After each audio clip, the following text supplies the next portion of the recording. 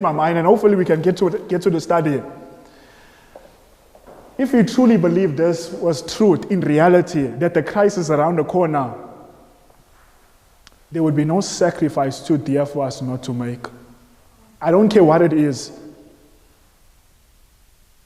We are told in inspiration, when once the gaze is fixed upon Jesus, duty becomes a delight and sacrifice a pleasure.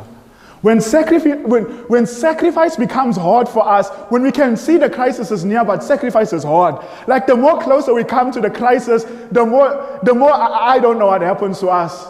Like the more we say, it's not necessary, these things are not necessary. All night prayer meetings, praying, agonizing with the Lord. I'm sure God can see I'm here in the country. God will overlook if I just go and sleep.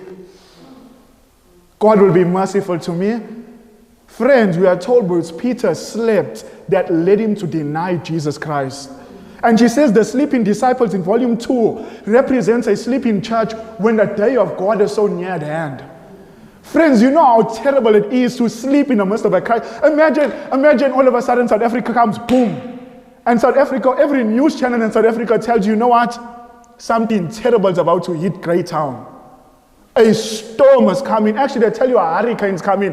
And this is about 7 o'clock, 8 o'clock, every news channel. And just, I don't know how you saw it in the news channel, but just say you saw it. You don't have a TV, but you saw it. And you saw it. And then you say, you know what, sure, a hurricane is coming. It's about 9 o'clock now, let us go to bed. Do you know what you call that person? That's a fool. That is a fool. Now apply that in a spiritual sense. When you're getting showed, not by some news channel, but through the prophetic word of God, week after week after week, telling you we are living in a time of a gathering storm. Telling you every week a storm's about to break.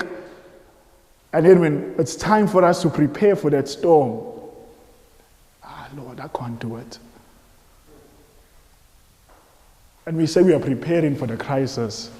Friends, foundation to preparation is prayer. I tell you, you will never have power within your life. Inspiration says the secret of a life of power is found in communion with God. Not 1 minute, not 2 minutes, not 5. Someone says, well, do you know, friends, this movement, the Seventh-day Adventist movement, I was just reading it in a week again as a refresher. This movement was founded upon men and women that spent the entire night studying and praying.